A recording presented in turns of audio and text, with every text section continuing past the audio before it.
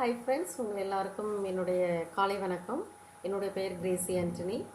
நான் உங்களோடு தன்னம்பிக்கை என்ற ஒரு தலைப்பில் ஒரு சில கருத்துக்களை இப்பொழுது பகிர்ந்து கொள்ள ஆசைப்படுகிறேன். முதலில் தன்னம்பிக்கை என்றால் என்ன? பல நேரங்களில் இந்த கேள்வியானது நம் ஒவ்வொருவரின் மனதிற்குள்ளும் எழுந்திருக்கக்கூடும். தன்னம்பிக்கை என்பது வேறொன்றும் இல்லை. தன்னம்பிக்கை என்பது நாம் நம்முடைய திறமைகளை உணர்ந்து நம்மளுடைய உள்ளத்தில் விதைக்கப்பட்டுள்ள அந்த ஆசைகளை அல்லது நாம் சாதிக்க வேண்டும் என்று நினைத்த எண்ணங்களை நாம் செயல் வடிவம் கொடுத்து வெளிக்கொண்டு வரும்போது நம்மில் இருந்து வெளிப்படுகின்ற அந்த ஆற்றலே தன்னம்பிக்கை. இது ஒரு சிறிய எக்ஸாம்பிளில் உங்களுக்கு ஒரு சின்ன எக்ஸாம்பிள் எடுத்துக்காட்ட சொல்லணும் அப்படின்னாக்க, ஒரு விதையை எடுத்துக்கோங்க. நான் இந்த விதையை நம்மளுடைய தன்னம்பிக்கையை ஒரு விதைக்கு ஒப்பிடுகிறேன். ஒரு விதையை நாம் எடுத்து மண்ணை தோண்டி அதை புதைத்து விதையிடும்போது ஒரு சில நாட்களில் அதை தினந்தோறும் நாம் சென்று பார்க்கிறோம். ஒரு சில நாட்களில் அந்த விதையானது எத்தனை பிரச்சனைகள் நேரிட்டாலும் சரி, மழை, வெயில், அல்லது அந்த விதையானது நாம் ஒரு சில நெருக்கடியான செடிகளுக்கு நடுவில் விதைத்திருக்கலாம், அல்லது வழிபோட்டு விதைத்திருக்கலாம். எப்படி இருந்தாலும் சரி, எல்லா சூழ்நிலைகளையும் அந்த விதையானது எதிர்கொண்டு மண்ணிலிருந்து முட்டி மோதி முளைத்து தன்னுடைய துளிர்களை வெளியிடுகிறது. அதுதான் தன்னம்பிக்கை. நம்முடைய உள்ளத்திலும் நாம் பிறக்கும் போதே இந்த தன்னம்பிக்கை என்பது விதைக்கப்பட்டுள்ளது. இதை முதலில் நாம் உணர வேண்டும். அவ்வாறு விதைக்கப்பட்ட அந்த விதையானது நாம் எப்பொழுது அதை உணர்கின்றோமோ அப்போது அது செயல் வடிவமாக நம்மிலிருந்து வெளிவருகிறது. ஆம், பல நேரங்களில் நீங்கள் நினைத்து பாருங்கள், நம்முடைய வாழ்க்கையை பல நேரங்களில் நாம் நம்முடைய வாழ்க்கையை மற்றவர்களுக்கு பயந்து பயந்து என்ன ஆகுமோ, நான் இதை செய்தால் தவறாகிவிடுமோ, வெற்றி பெறுமோ பெறாதோ என்ற அந்த நெகட்டிவான ஒரு எண்ணத்தை வளர்த்து வளர்த்து வளர்த்தே நாமே நமது வளர்ச்சியை தடை செய்து விடுகின்றோம். ஆனால் பல நேரங்களில் நம்ம என்ன சொல்கிறோம், என்னுடைய வளர்ச்சி, நான் வளர்றதை பார்த்து அவங்க என்னை பொறாமப்படுறாங்க, அவங்க பார்த்து அப்படி பண்ணிட்டாங்க, கண்டிஸ்ட்டு வச்சுட்டாங்க, அதனால தான் என்னால் வளர முடியல. இப்படி நாம் எப்பொழுதும் மற்றவர்களை தான் குறை கூறுகிறோமே ஒழிய, நான் என்னுடைய வளர்ச்சிக்கு என்னுடைய தன்னம்பிக்கையை கொண்டு எவ்வாறு முயற்சி எடுக்கிறோம் என்பதையே சிந்திக்க மறந்து விடுகிறோம். இதை நாம் அனைவரும் ஏற்றுக்கொள்ள வேண்டும். அன்பானவர்களே, தன்னம்பிக்கை என்பதை நாம் நம் வாழ்க்கையில் இழந்து விட்டோம் என்றால் அன்றே நாம் ஒவ்வொருவரும் இறந்தவர்களுக்கு சமமாகிறோம். அதே நேரத்தில் தன்னம்பிக்கை என்ற ஒன்று நம்மில் இருப்பதை உணர்ந்து அதற்கு செயல் வடிவம் கொடுத்தோம் என்றால் அன்றே நம்மளுடைய வாழ்க்கையின் வளர்ச்சியானது வளர தொடங்குகிறது.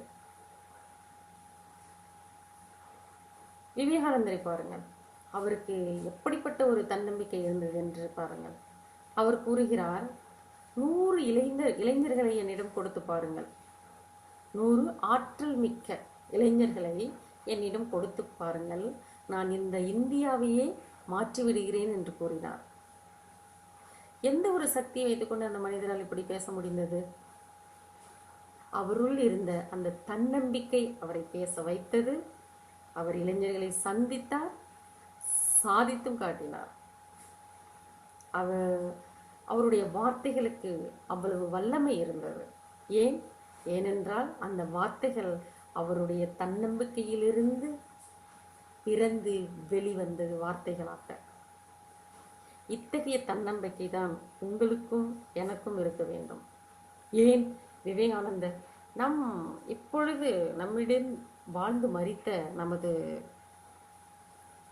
குடியரசு தலைவராக இருந்தவர், நமது நாட்டின் மிகப்பெரிய அறிவியல் விஞ்ஞானி ஏபிஜே அப்துல் கலாம் எடுத்துக்கொள்வோம்.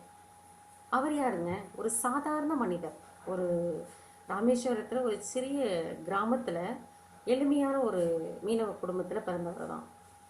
அவர் படிக்கும்போது காலையில் எழுந்திருச்சு வீடு வீடாக போய் நியூஸ் பேப்பர் போட்டு அதில் வர அந்த வருமானத்தை வைத்து தன்னுடைய படிப்பை மேற்கொண்டவர், தன்னுடைய குடும்பத்திற்கும் உதவி செய்தவர். அந்த மனிதர் தன்னுடைய விதியை நினைத்து, நான் ஏழை குடும்பத்தில் பிறந்து விட்டேன், என்னால் ஒன்றும் முடியாது, சாதிக்க முடியாது, நான் இவ்வளவுதான் அப்படின்னு சொல்லி அவர் வாழ்க்கையை நினச்சிருந்தா இன்னைக்கு நீங்களும் நானும் இந்த உலகமும் அவரை நினச்சி பார்ப்போமா? கண்டிப்பாக கிடையாது. ஸோ அவருக்குள்ளே இருந்த அந்த தன்னம்பிக்கை அவர் உணர்ந்தார், அதற்கு செயல் வடிவம் கொடுத்தார். அதற்கான முயற்சிகள், இன்னல்கள், இக்கட்டுகள், சோதனைகள், பிரச்சனைகள் எது வந்தாலும் அதை அவர் மன தைரியத்தோடு எதிர்கொண்டார், சாதித்தார், சாதனை படைத்தார். இப்போ நடைமுறையில் உள்ள ஒரு எக்ஸாம்பிளை நம்ம பார்க்கணும் அப்படின்னாக்க, நம்ம நாட்டை ஆண்டு கொண்டிருக்கக்கூடிய நமது பாரத பிரதமர் நரேந்திர மோடி. அவர் யாரு? ஒரு எளிய ஏழை குடும்பத்தில் பிறந்தவர். அவருடைய தொழில் என்ன? ரயில்வே ஸ்டேஷனில் டீ விற்று கொண்டிருந்தவர். ஓ, நான் ஏழை குடும்பத்தில் பிறந்துட்டேன், டீ விற்கிறது தான் என்னுடைய தொழில், என் வாழ்க்கையில் என்னால் எதுவுமே உயர முடியாது, கடவுள் என்னை இப்படி படைச்சிட்டாரு, எங்கள் அப்பா அம்மா எனக்கு எதுவுமே செய்யலை அப்படின்னு நினச்சி பலரை காரணமாக சொல்லி அவர் வாழ்க்கையில் நினைக்க ஆரம்பிச்சிருந்தார் அப்படின்னாக்க கண்டிப்பாக அவரால் இன்னைக்கு இந்த உலகமே போற்றக்கூடிய ஒரு பிரதமராக நம்ம பார்க்க முடியாது. அப்போ அவர் இப்படி வளர்வதற்கு எது காரணமாக இருந்துச்சு அப்படின்னா அவருடைய தன்னம்பிக்கை தான். மற்றவர்கள் உதவி செய்தாலும் பல உதவிகளை அவர் மற்றவர்கள் பெற்றிருக்கலாம் அல்லது பெறாமல் போயிருக்கலாம். ஆனால் அவர் தனி ஒருவரின் தன்னம்பிக்கை மட்டுமே அவரை இந்த சமுதாயத்தில் தலை நிமிர்ந்து ஒரு மிகப்பெரிய நாட்டின் தலைவராக நிற்க வைக்கிறது. இந்த நிலையை அடைவதற்கு அவர் எவ்வளவு பிரச்சனைகளை சந்தித்திருக்கலாம். எளிதாக யாருமே ஒரு வளர்ச்சியை காண முடியாது. பல்வேறு சோதனைகளையும் பிரச்சனைகளையும் இக்கட்டுகளையும் இன்னல்களையும் துன்பங்களையும் துயரங்களையும் அவர் அனுபவித்திருக்கிறார். பயந்து துன்பங்களை கண்டு அவர் துவளவில்லை, பயந்து ஓடவில்லை. பல நேரங்களில் நம்ம என்ன பண்ணுறோம் அப்படின்னாக்க, ஒரு சின்ன பிரச்சனை வந்தால் கூட ஐயோ இந்த உலகமே என் தலைமையில் வந்துருச்சு, என்னால் இதை எப்படி செய்ய முடியும், நான் எப்படி இதை சாதிப்பேன், என்னால் முடியாது அப்படின்னு சொல்லி முடங்கி போய் வாழ்க்கையே முடிந்து போன மாதிரி போய் ஒரு மூலையில் அமர்ந்துடுறோம். இதுதான் நீங்களும் நானும் செஞ்சிட்டு இருக்கோம். இல்லை, அந்த நேரத்தில் நாம் யார் என்பதை நாம் உணர வேண்டும். என்னுடைய தன்னம்பிக்கை எங்கே? நான் துவண்டு விட்டேன், சோர்ந்து விட்டேன். சோதித்து பாருங்கள், தன்னாய்வு செய்து பாருங்கள். அந்த தன்னம்பிக்கை உங்களில் இருந்து செயல் வடிவம் எடுத்து வெளிவரும். இந்த தன்னம்பிக்கையை வளர்ப்பதற்கு ஒரு சில வழிமுறைகளை நான் உங்களுக்கு கூற விரும்புகிறேன். ஒன்று, தினந்தோறும் டைரி எழுதுங்க. நீங்கள் என்ன நினைக்கிறீங்களோ அதை டைரியில் வார்த்தை வடிவத்தில் எழுதுங்க. அது உங்களுக்கு நேரம் கிடைக்கும் போதெல்லாம் நீங்கள் அதை படித்து பார்க்குறப்ப அது உங்களுக்கு ஒரு விதமான உத்வேகத்தை, சக்தியை, ஆற்றலை கொடுக்கும். அடுத்ததாக, உங்களுடைய வாழ்க்கையை எப்பொழுதும் மற்றவர்களோடு ஒப்பிட்டு பார்க்காதீர்கள். மற்றவர்களுக்காக என்ன நினைப்பார்கள் என்பதற்காக உங்களுடைய கொள்கைகளை எந்நேரத்திலும் விட்டு கொடுக்காதீர்கள். பயந்து பயந்து உங்களுடைய வாழ்க்கையை வீணடித்து விடாதீர்கள்.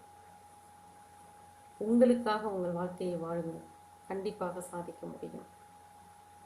அடுத்தது இன்னொன்று என்ன அப்படின்னாக்க, கனவு காணுங்கள். இது நம்முடைய குடியரசுத் தலைவராக இருந்து மறைத்தவர் ஏபிஜே அப்துல் கலாம் நமது நாட்டின் இளைஞர்களை பார்த்து எங்கு சென்றாலும் சொல்லக்கூடிய வார்த்தை, இளைஞர்களே கனவு காணுங்கள். ஏன் அந்த வார்த்தையை அவர் சொல்கிறாருன்னா, அவர் கனவு கண்டார், அதுக்கு செயல் வடிவம் கொடுத்தார், வாழ்க்கைகளை சாதித்தார். நாமும் கனவு காண வேண்டும். எப்படிப்பட்ட கனவு? நான் என் வாழ்க்கையில் எந்த நிலையை அடைய வேண்டும், இதை அடைந்தால் நான் எப்படி இந்த சமுதாயத்திற்கு பலன் தர முடியும், என்னுடைய குடும்பத்திற்கு, என்னை சுற்றி உள்ளவர்களுக்கு, நான் வாழும் இடத்தில் எப்படிப்பட்ட நன்மைகளை நான் கொடுக்க முடியும் என்பதை உணர வேண்டும். அதை நான் அடைவதற்கு எத்தனை தடைகள் இருக்கின்றன, என்னென்ன வழிமுறைகள் இருக்கின்றன, அந்த தடைகளை நான் எவ்வாறு எதிர்கொள்வது, அந்த வழிமுறைகளை நான் எப்படி பின்பற்றுவது, அதற்கான நபர்களை நான் எப்படி சந்திப்பது, இதற்கு யாரெல்லாம் உதவியெல்லாம் நான் நாடுவது என்று அனைத்தையும் நாம் சிந்தித்து தன்னம்பிக்கையோடு செயல்படும் போது கண்டிப்பாக நம்மால் அதை சாதிக்க முடியும். அடுத்ததாக, டேக் இட் ஈஸி பாலிசி. இதை எனக்கு ரொம்ப பிடித்த வார்த்தை இது. ஏன்னா என்னுடைய வாழ்க்கையில் நான் ப்ராக்டிஸ் பண்ணுறது. பல நேரங்களில் முடிந்து போன ஒன்றை நினைத்து நாம் கவலைப்பட்டு அதற்காக கண்ணீர் சிந்தி நாம் நம்முடைய நேரத்தை கழிக்கிறோம். அப்படியல்ல வாழ்க்கை. தவறு நடந்து விட்டது, தோல்வியை நான் சந்தித்து விட்டேன், இந்த பிரச்சனை நடந்து விட்டது, இதற்கு பிறகு இதை நான் சந்திக்காமல் இருக்க, இந்த தோல்வி வராமல் இருக்க, நான் வெற்றியை நோக்கி நடக்க நான் என்ன முயற்சிகளை எடுக்க வேண்டும் என்று சிந்திக்கலாம். நடந்ததை நினைத்து சிந்தித்து நேரத்தை வீணாக்கி வாழ்க்கையையும் வீணடிப்பதை விட நடக்க இருப்பதை சிந்தித்து நாம் மேலும் முயற்சி செய்ய வேண்டும். முன்னேற்றத்தை நோக்கி நாம் வளர வேண்டும், நகர வேண்டும். அதற்கு உதவுவது நம்முடைய தன்னம்பிக்கை தான்.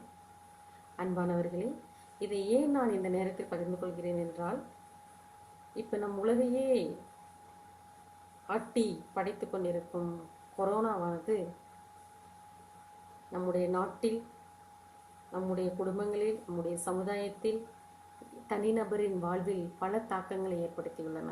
இதனால் நாம் மன சோர்வுற்று தளர்ந்து வேலைகளை இழந்து பல பிரச்சனைகளை சந்தித்து அன்றாட தொழில்களை இழந்து பல்வேறு மன உளைச்சலுக்கு ஆளாகி இருக்கின்றோம்.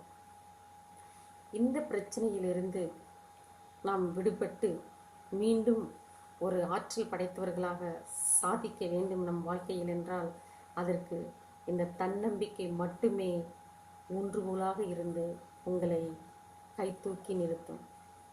நாம் சந்தித்த அனைத்து தோல்விகளையும் ஏணிப்படிகளாக நினைத்து ஏறுங்கள், வெற்றியை நோக்கி செல்லுங்கள்.